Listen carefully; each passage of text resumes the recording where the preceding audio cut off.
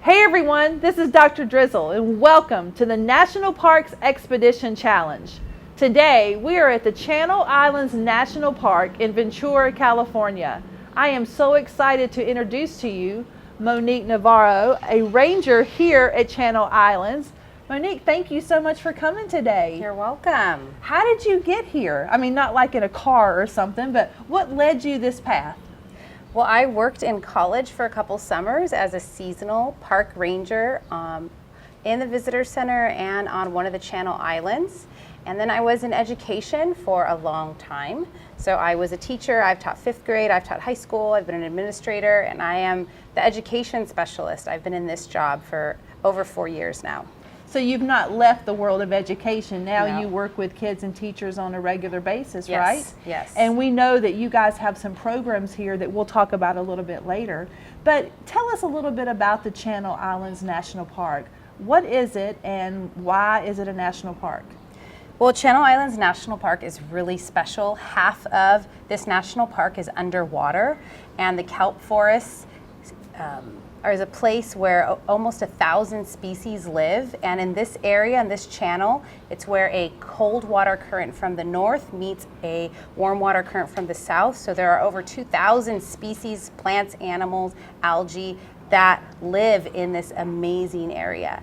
The islands have never been connected to the mainland, so there are a lot of animals that we find here, nearly 150 endemic species. That means an animal you wouldn't find anywhere else in the world that live on the Channel Islands. That includes the island fox, which lives on all the islands with fresh water, and the island scrub jay. That is very cool because to get an animal that's not been existing on land before, you have to usually go pretty far away, right? And we're just, closest island is, what did you say, 11? Yeah, about 11 miles, Anacapa, off the shore from Channel Islands Harbor. So Anacapa is one of those. What are the other 4? There is Santa Cruz Island, Santa Rosa Island, San Miguel Island, and Santa Barbara Island. Those are the 5 islands in Channel Islands National Park. What would people do if they wanted to come and visit those islands? First, how would they get there? And then what can they do during the day? You need to take all of your food and water. Some of the islands have running water, not all of them do. So you would take a boat with our park concessionaire, Island Packers, and they are really, I can see them from here. They're a couple minutes away from here, and you take a boat ride. A boat ride's about an hour to an hour and a half to Anacapa or Santa Cruz Island. And there's amazing hiking, there's wildlife viewing. On Santa Cruz Island, you can go kayaking or snorkeling with the concessionaire, Santa Barbara Adventure Company. It's just a place to relax too and have quiet. It's amazing that we are in Southern California and the islands are out there, and you can go out there and just be surrounded by hardly anybody or nobody and have this pristine solitude. It's really amazing. And I did see that you can overnight camp there. Yes. And how does it cost for them to be on the island? Not talking about the travel over, but is there an admission onto the island? There is no entrance fee to Channel Islands National Park, so you do need to pay for your boat transportation. There is also, you could fly there. It's more expensive, just to Santa Rosa or San Miguel Island. But you can camp there, and it's $15 a night, and you would reserve on recreation.gov. Okay. What about fishing? There are areas that you can fish. There's some areas that you can fish, some areas that you can't fish, because there is a network of marine reserves around the Channel Islands, and that is to protect those species that live within that area. So yes, fishing is allowed. You just need to know where you are. And make sure that you're following the rules and regulations so those animals can have places that they can live and grow bigger, and then they go out into the larger ocean. And what about animals? If I were going to be going over there, which I'm going to actually do, what animals might I see? It depends which islands you go to. You will see a lot of seabirds. You will probably see, if you go to Santa Cruz Island, it's Scorpion Anchorage, an island fox. You might be lucky enough to see an island scrub jay. There's only one place in the world you can see an island scrub jay, and that's on Santa Cruz Island. You will see ravens on some of the islands, deer mice. So I'm talking about a lot of the native species that you would see there. Are there wildflowers out there? I sort of saw on your site. So when we have enough rain, we do have flowers. There are island oaks, different endemic island oaks on different islands. On Santa Cruz, Santa Rosa Island also has Torrey pines, which are a really rare, it's a very rare tree, and there's only 2 places in the world you'll find it, on Santa Rosa Island or in Torrey pines north of San Diego. The islands that are like San Miguel Island, Anacap Island, Santa Barbara Island, they're a little further out and a little more windswept, so you wouldn't have as many trees, but you would have a lot of shrubs and lower lying plants such as lemonade berry and other things. Monique, can you tell us a little bit about the history of the park, how it became a national park? Well, Channel Islands National Park was first established on Anacap Island as a national monument, and in 1980 it was established as a national park, and it took some time for all of the islands to be included in that national park because there were ranching operations on the islands, and so we were able to acquire those islands and bring them into the national park.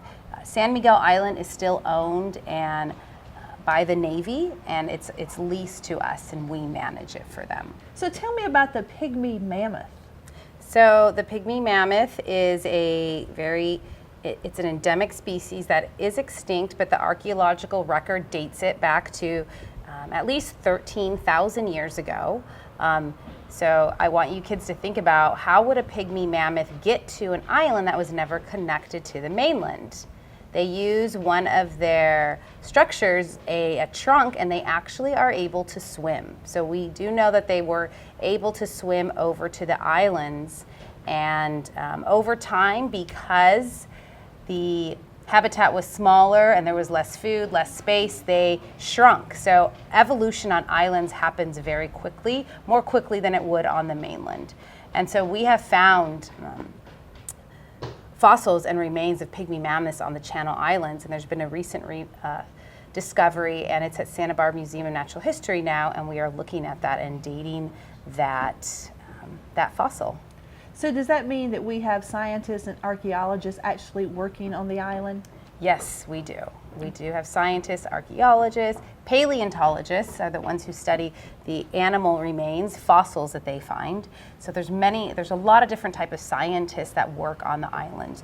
Ecologists, marine biologists, and they're studying the living and also the remains of living things. Archaeologists are studying the remains that humans have left behind.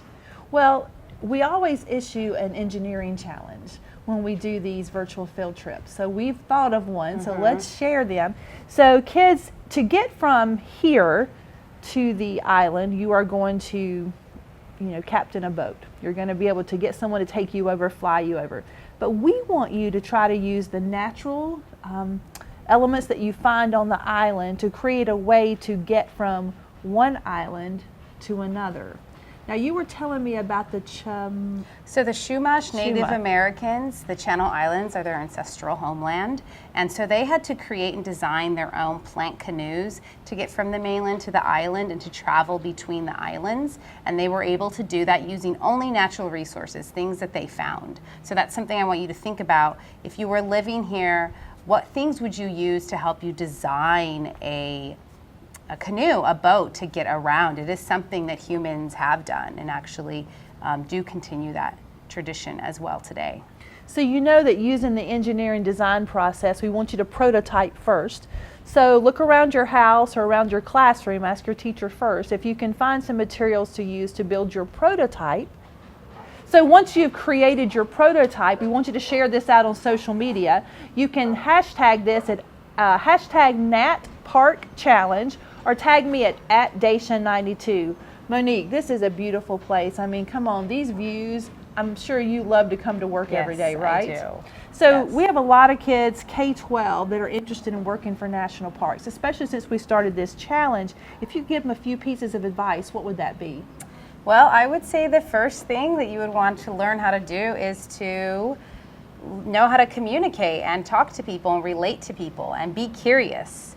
I'm always learning new things on my job, so that's really the most important thing to learning and growing, is to be curious about the places that you're working and the people that you're working with and the people that you're teaching or you're sharing this place with. And also volunteer.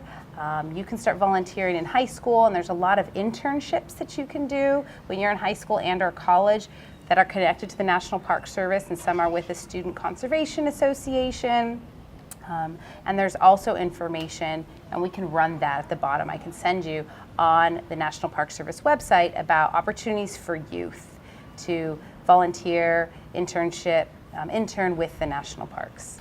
So Channel Islands is also one of the top national parks that has distance learning. So we're going to connect you with all the things that they already have, including live dives. So it's going to be a great place for you to connect after this experience with us today. Thank you so much, Monique. This has been amazing. I really envy where you live. This is beautiful. So thanks, guys, for participating in today's National Park Expedition Challenge. Dr. Drizzle, out.